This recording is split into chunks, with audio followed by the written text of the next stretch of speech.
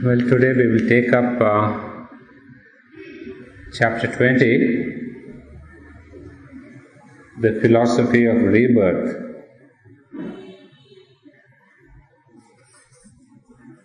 Well, as I told you, from here onwards,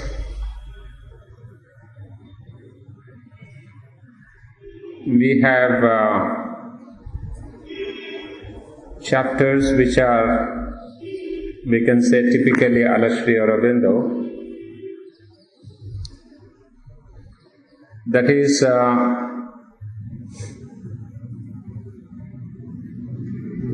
Sri Aurobindo gives a completely new turn to many of the established concepts. And then in the last 6 chapters, he gives completely his own philosophy. But even if we have to speak about the new being, the Gnostic being or the spiritual person or the Superman, whatever we want to call it, it's necessary to go first from this chapter. It's necessary to understand the philosophy of rebirth. Because if we do not accept the philosophy of rebirth,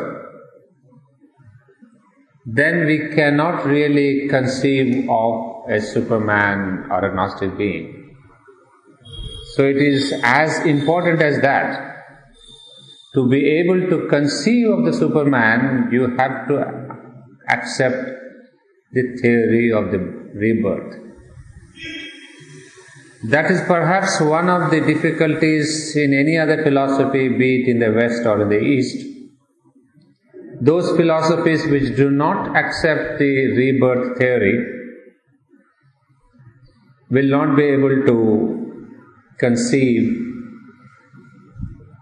of the possibility of the Superman or the Gnostic being. Well, of course, in India we have had this concept right from our beginning of our culture, because the belief in rebirth assumes that you believe in the soul. And if you do not believe in the soul or the psychic being, whatever, then you cannot conceive of rebirth. Of course, there are theories which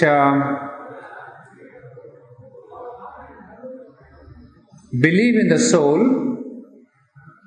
believe in rebirth, and yet they do not believe or they cannot conceive of the possibility of a Superman. So you see, there are 3 things. One, you should believe in the soul.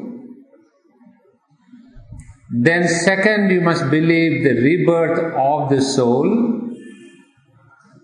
And third, you must understand why is the soul taking up a rebirth. Because it could be that people say, well, there is a rebirth, sure enough, but it's just a play. It just, it has no ultimate end or purpose. Like, as the Gita itself says, that with this, the soul throws out the old body and puts on a new body. As a man casts from him his worn out garments and takes others that are new, so the embodied being casts off its bodies and joins itself to others that are new. So it could stop there. Takes new bodies, but what for? There is no particular aim. But here comes Sri Aurobindo saying no. It's not just for the heck of it. It's not just because, I got a worn out shirt, I throw it out and I get a new one. That of course we all do, but we have no particular aim. But Sri Aurobindo brings in the third element, which is of the utmost importance. The first two steps, yes, many cultures, many religions have kind of fulfilled the conditions. But wherein comes Sri Aurobindo is in his third condition, that the main purpose of rebirth is for the evolution of the spiritual man. That's the key sentence. Otherwise, this philosophy would have no meaning.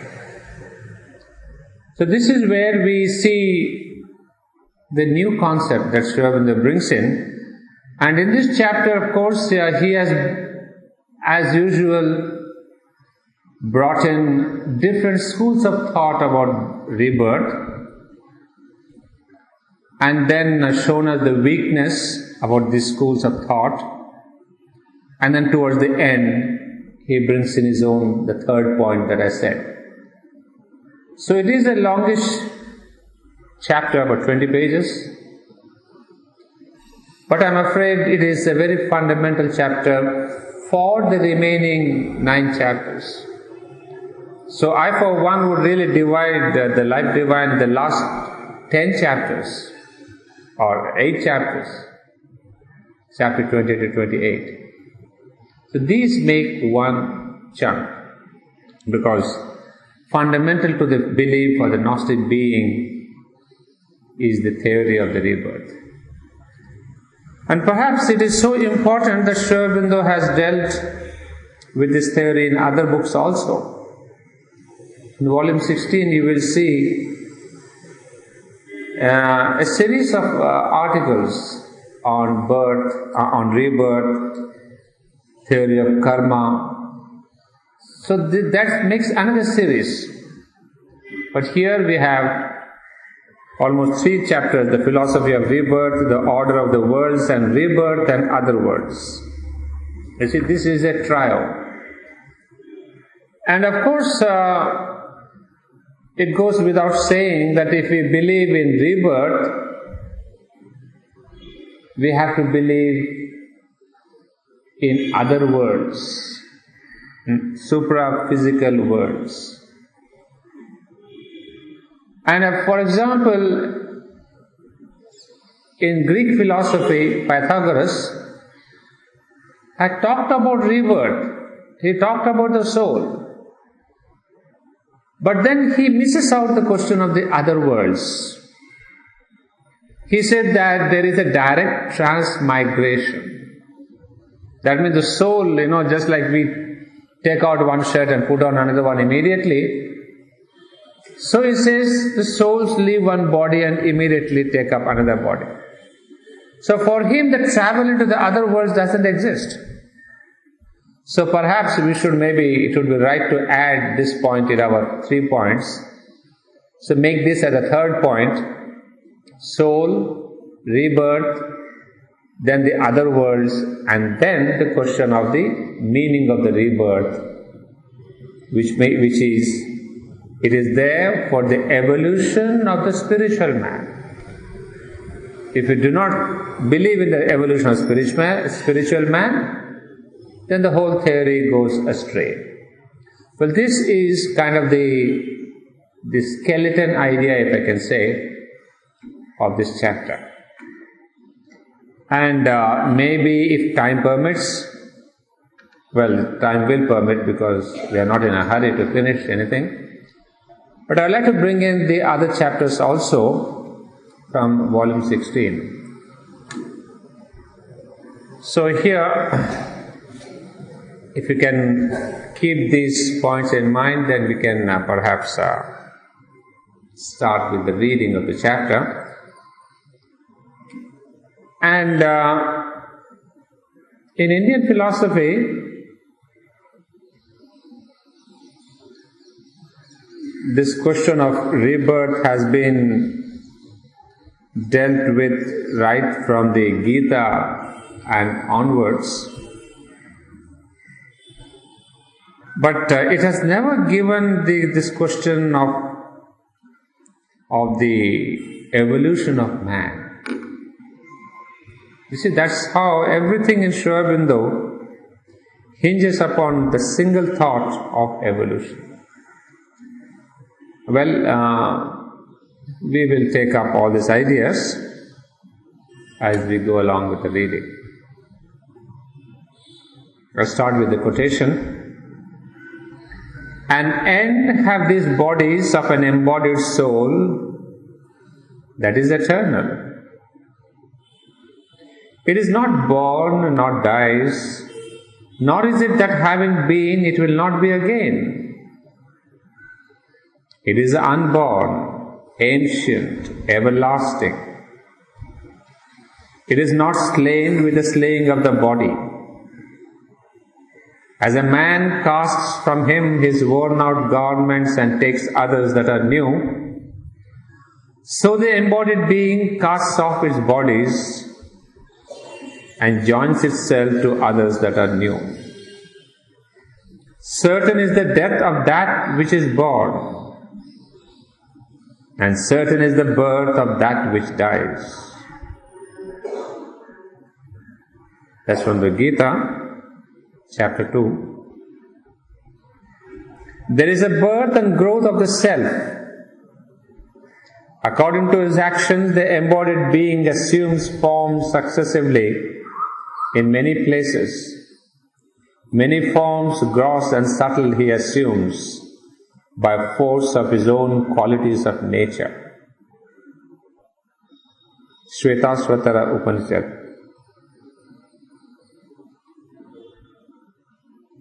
Now take up the main reading. And this is a very oft-quoted line in Sri Aurobindo's. Birth is the first spiritual mystery of the physical universe. Death is the second, which gives its double point of perplexity to the mystery of birth. For life, which would otherwise be a self-evident fact of existence, becomes itself a mystery by virtue of these two, which seem to be its beginning and its end, and yet in 1,000 ways betray themselves as neither of these things, but rather intermediate stages in an occult processes of life. A very poetic, in fact, highly poetic language here. Well, you understand the meaning. The first line is very clear. Birth is the first spiritual mystery of the physical universe.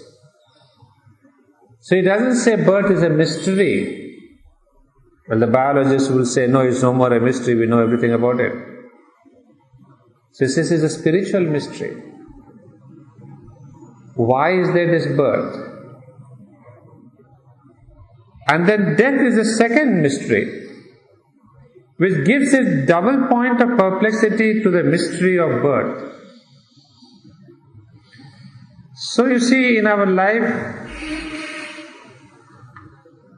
at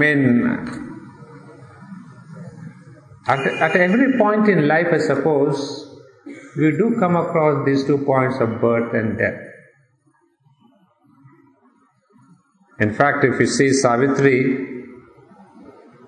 the whole process is nothing but this birth and death. Death of Satyavan, birth of the new world. So this essential feature, as he calls it here, the double point of perplexity, is again the foundation of even Savitri. So we see, is there anything called really birth and death? So he says, for life which would otherwise be a self-evident fact of existence, becomes itself a mystery by virtue of these two, which seem to be its beginning and its end. So we always calculate our life between these two, birth and death. But then what happens? and yet in 1,000 ways betray themselves as neither of these two things, but rather intermediate stages in an occult processes of life. So there's no question of birth and death. It is an eternal process. We, in our narrow vision, we calculate the date of birth and the date of death. And we think that it is the human being, that person was born and is dead and is gone. But for that eternal vision, these are little stages. It's like, when we are going from here to Delhi by train, you come to a station. You stay there for a while. Some people get down. Some people get up on the train. And then the train moves. So for the person who is inside the train, he says, yes, there has been a stop. I spent half an hour here, but I'm not dead. I'm not over. So after 45 minutes of this train halting in the junction, you go on. So that interim junction, that period when you stay upon this earth in a particular body, in a particular junction of life, is one experience. So the whole thing is a journey, an eternal march. So he says, actually that is the occult processes of life, in which birth and death are only significant intermediate stages. At first sight, birth might seem to be a constant outburst of life in a general death, a persistent circumstance in the universal lifelessness of matter. On a closer examination, it begins to be more probable that life is something involved in matter, or even an inherent power of the energy that creates matter, but able to appear only when it gets the necessary conditions for the affirmation of its characteristic phenomena and for an appropriate self-organization. Well, that's what we see at least in nature, the splendid burst of life. Let there be rain and you see the bursting of grass, bursting of plant, bursting of new leaves in summer. You see in winter, we don't see that much in India, maybe at least not in South India. We see a lot in Europe during Christmas time. You see in the winter, not a leaf, the dead black branches of a tree. But then spring comes and suddenly the whole thing is afresh, blooming with flowers. So we wonder what's happened. A dead tree, almost seemingly dead, we almost call it dead matter, and burst with life now. So this is what he says here, that everywhere there is a birth, seems to be a constant outburst of life in a general death. But then if you go and see closer, you ask the botanist, he says, no, the tree is not dead. There is all the energy. Why does a tree, shed off all its leaves in winter? It conserves its energy. It pulls back all the energy that is there in the leaves and in the flowers, pulls them back because it needs all the energy and the heat to sustain itself. The trunk and the branches need to sustain themselves. So there is this question of the energy being pulled back.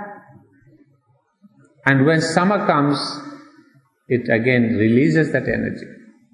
So he says, on a closer examination, it begins to be more probable that life is something involved in matter, is there already, or even inherent power of the energy that creates matter. You see, that's what we see, that is it that matter is really releasing life? Or is it that matter itself is being released by a precedent thing called energy? So what is important is, first there's energy which translates itself into matter, and then the same energy using matter, he says, when there is a particular characteristic, when it gets necessary conditions for the affirmation of its characteristic phenomena. You see, we say on moon there is no life, Or on Jupiter there is no life. But there is matter. There is energy. So why is it that there is no life on Moon or Jupiter or Mars? So we should not be limited by this understanding. There is energy, there is matter, and hence life will appear. No, it's not necessary. Life will appear only when it gets the necessary conditions for the affirmation of its characteristic phenomena. So the energy also will burst into life only if there are particular conditions and characteristic phenomena, and for an appropriate self-organization. So you see, this kind of the scientists may keep debating, is there life on Moon, is there life on Jupiter?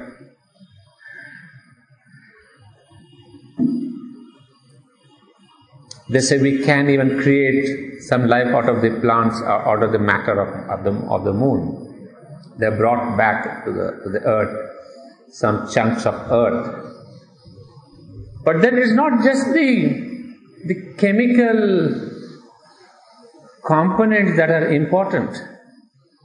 You see, the scientists may say whatever there is oxygen, hydrogen and this matter, I don't know what the formulas are, they're all available there. And yet the question is then, why isn't life there? Can the scientists go settle down there and create life? Well, the question is, you may be able to create the chemical component, but are you able to create the appropriate self-organization? You see, there's a consciousness which has to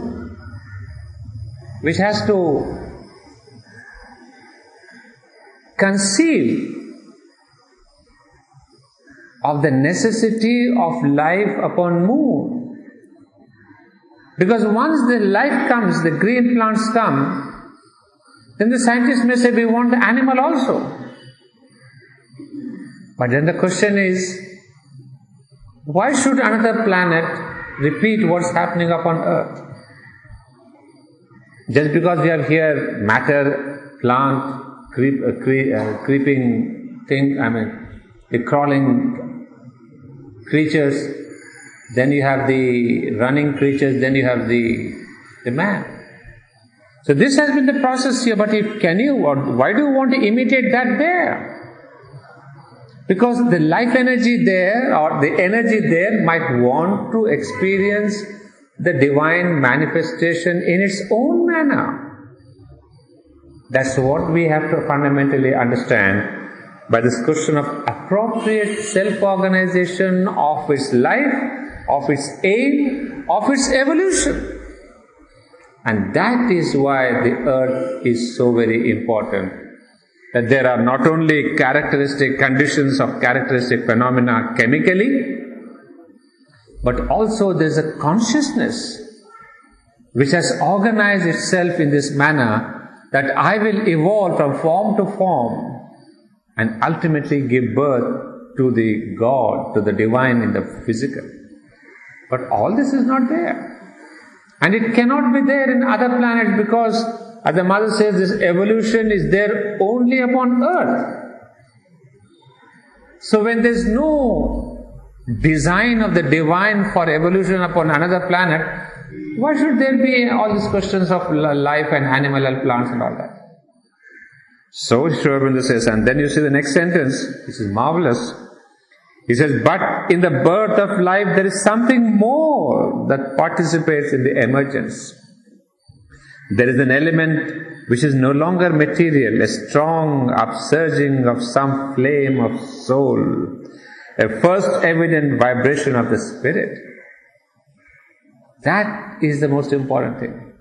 The scientists think we can have all the chemicals put together and give birth to a green plant. But in the bursting of this life, there is the upsurging of some flame of soul. And then which is a first evident vibration of the spirit. That's the most important sentence. I wish scientists would understand this.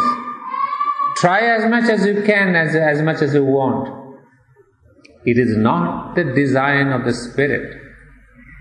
It is not the divine commandment. Because there's a birth, or the bursting, or this is upsurging of the soul itself. That soul which we in ourselves we call psychic being is born there. That's the first vibration of the Spirit. So it's not that just because of the chemical that life is born. Because the divine himself wanting to express himself in life, and for the first time there is the birth of the soul. And remember, it is that soul, out of its innumerable births, travels, and then becomes the psychic being, the human being. So if there's no soul, there's no evolution. And if there's no evolution, there's no meaning in having the greenery and the animals and all that. So, you see how much is there behind this question of the rebirth.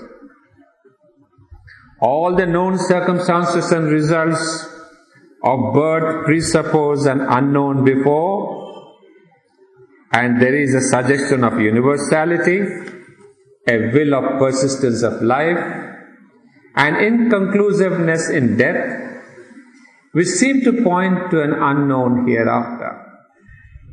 Remember these two phrases, unknown before and an unknown hereafter. That is birth, rebirth.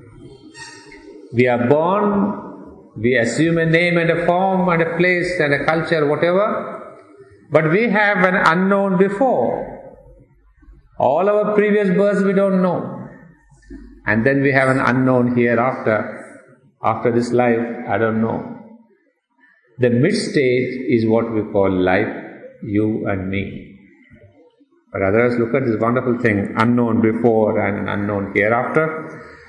And there is a suggestion of universality, a will of persistence of life, and inconclusiveness in death, which seem to point to an unknown hereafter. And you see,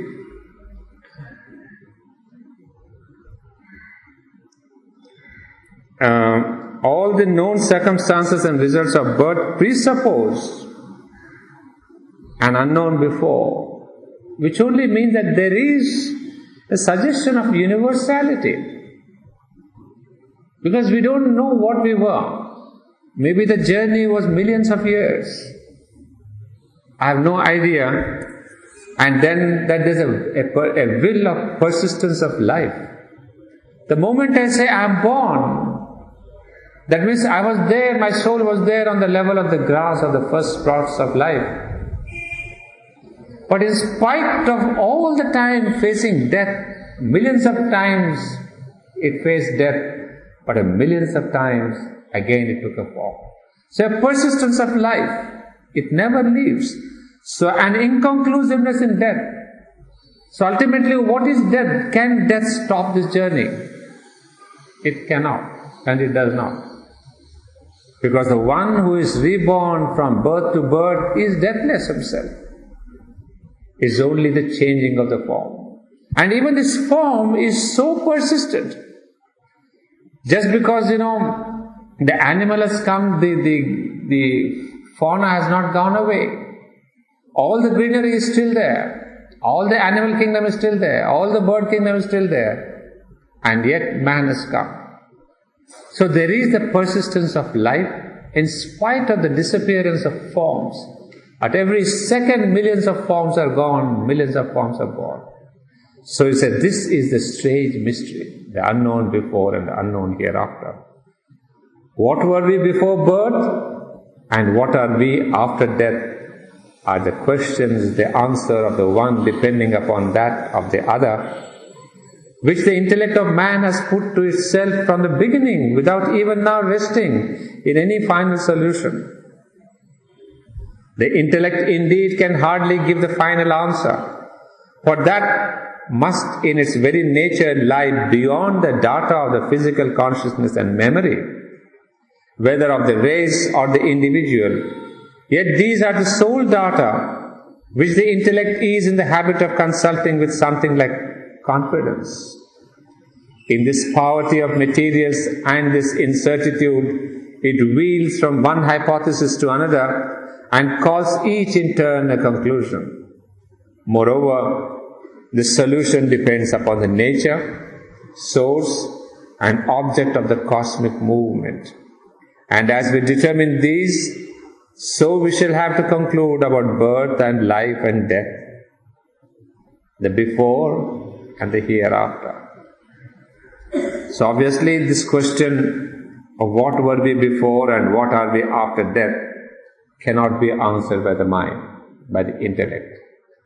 Because the data that the intellect collects in, say nowadays in psychology, is insufficient. There are psychologists trying to really go back into, previous births and all the prenatal stage to find out the cure for diseases. But it says all this data is insufficient. Yet these are the sole data which the intellect is in the habit of consulting with something like confidence. In this poverty of materials and this incertitude, it wheels from one hypothesis to another. So obviously the mind cannot deal with something that's not only beyond mind, but something which is beyond the ken of mind. Because you see, what we are not understanding is that the rebirth is taken by something, soul or the psychic being, which cannot be grasped by the intellect. So you may collect all the data of patients and keep a data of 50 patients of their previous lives, etc., but that will not suffice to really ultimately to give us an answer, a conclusive answer. So he says, now we shall take up these three questions of birth, life and death, because the solution depends upon the nature, source and object of the cosmic movement. This is what we are emphasizing. Unless we know the meaning, the raison d'etre of this existence, of this life, we cannot find out the answer of before and hereafter. So you see, this is where the fourth point that I was telling you comes into picture. Unless and until you find out the why of this creation, the answer will always elude you. The first question is whether the before and the after are purely physical and vital, or in some way and more predominantly mental and spiritual.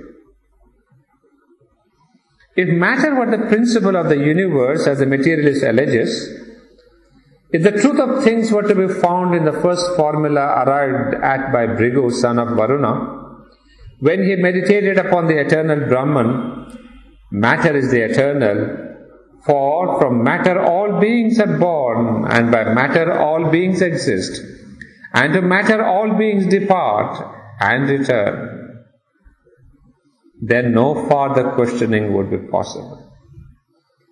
The before of our bodies would be a gathering of their constituents out of the various physical elements through the instrumentality of the seed and food and under the influence perhaps of occult but always material energies, and the before of our conscious being a preparation by heredity or by some other physically vital or physically mental operation in universal matter, specializing its action and building the individual through the bodies of our parents through seed and gene and chromosome.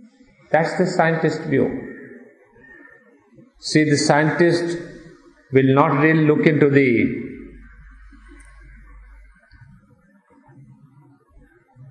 before. He says, yes, what was before was the gene. The gene, the chromosomes that the parents pass on to the children. So because the scientist says, why do you have to look something for something that is before? Because if matter is the ultimate thing, there is nothing beyond matter. Everything is in matter. So they try to find the source and the cause of the birth in matter. So that is why, you see, that's the example he gave about Bhrigu. And all of you know this story from the Upanishads, so I won't repeat it. He says the first reality and the only reality and the ultimate reality is matter. And that is a truth that was remarkably caught in the Upanishads, a truth that we in the modern times are again repeating. That is, matter is the sole reality.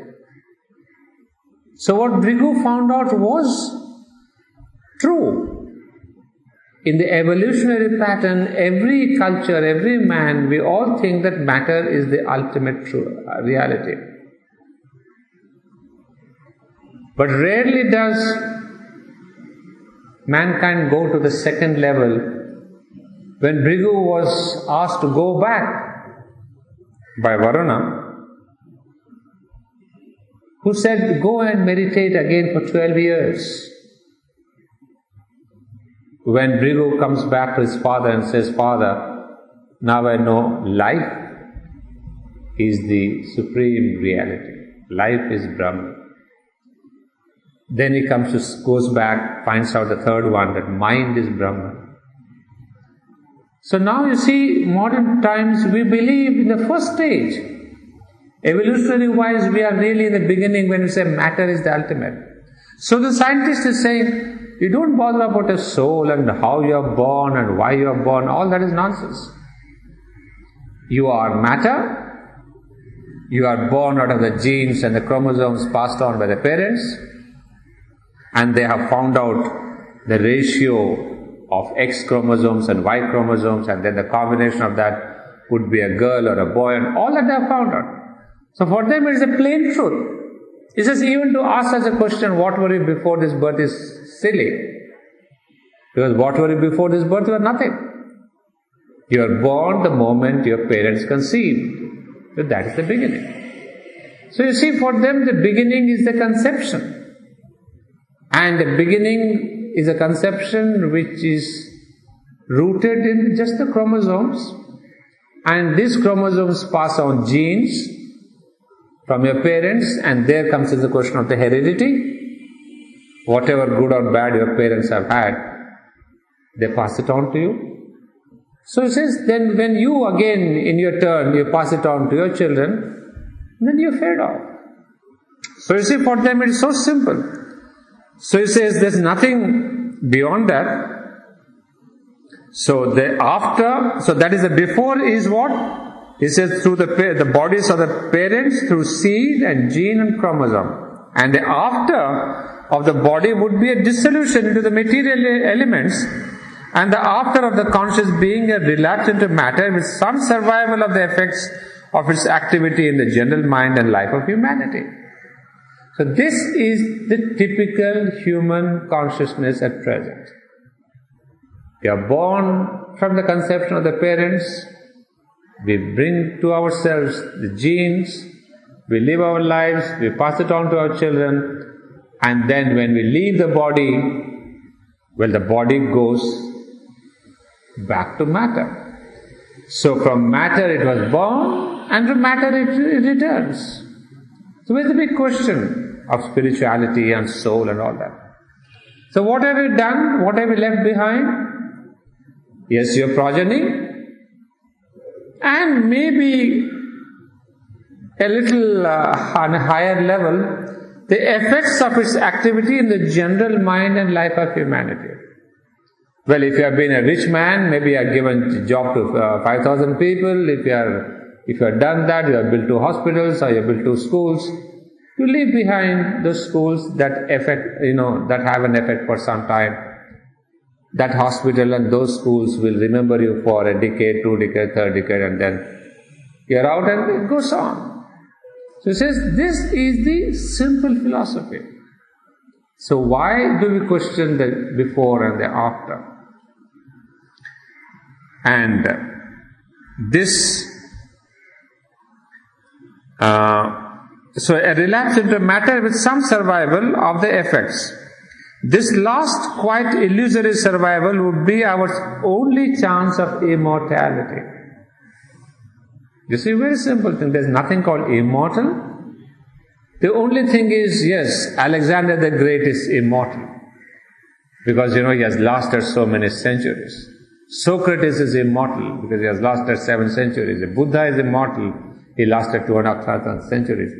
So it's just the lasting of time. So we call them immortal, those who have lasted the test of time over centuries. So we remember them as Buddha, as Christ, as Alexander, as Napoleon, because they have lasted time. And the effect that they have left behind. The influence that Napoleon has had on Europe is still there, the Napoleonic Code. Da Vinci's influence is still there with the great discoveries he has made. So these are the things, and mankind understands this alone to be what is immortality. But since the universality of matter can no longer be held as giving any sufficient explanation of the existence of mind, and indeed matter itself can no longer be explained by matter alone, for it does not appear to be self-existent, we are thrown back from this easy and obvious solution to other hypotheses.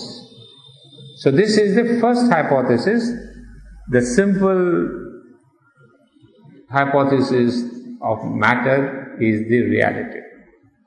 So if this is the way you believe, that there is nothing in this world except you are born from your parents, you die, then as it is said, body goes back to matter, and then what you leave behind is a name, is an effect of your work for some decades or centuries or years, depends on the person. But then Sri Aurobindo says, but this is all about the body. But can matter explain to us how is it that this person was such a big artist? Was such a great philosopher? What was the source of the birth of this mind and this artistic sense or the artistic genius? Body I can understand, it was born from genes, chromosomes, etc. It lives, it dies. But how did this matter bring about this mind? Well, again the scientists would say, this is again a matter of chromosome, a matter of chemicals. They say even love is a kind of a chemistry. H2O or H1O or H5O, it depends on what the kind of the formula you have. You have intense love, or you have passion, or you have no passion, you have watery passion. It's all chemical formula. But then he says, that cannot explain. And finally he says, for it does not appear to be self-existent. That's the main argument of Sri Aurobindo. We have said from the parents the child is born, fine. But how was the matter of your parents, how did it come about? So you will say, from his parents, and we say ad infinitum recession. Okay, you go back to ad infinitum, fine. Then you reach a point of animals, when there was no mankind. Then you say, okay, animals were also born, fine, go back to plant. Okay, you go back to matter. Then you say, well, nothing was there, only there's planet. So at a point when you say, what was there behind even your Big Bang? Now scientists say, sorry, I don't know. Beyond that, I don't know. So it's not self-existent. Matter is not born Swayambhu. So if you really ask the scientists, what is the source of this great matter? There, our great Einstein said, matter equals energy. Whatever your formula. E is equal to mc squared. So for the first time he said, no, matter is actually energy. So now we have something that the source of matter is energy. So matter is not Swayambhu, it's not self-born, it's not self-existent. It was born out of energy.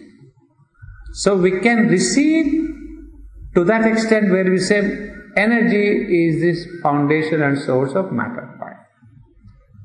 Now the next question is, what is that energy? Is energy also self-existent? Is it Swayambhu?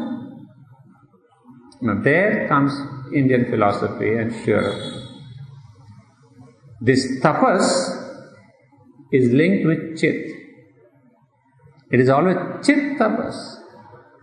So energy also is not self-existent. Energy belongs to a consciousness.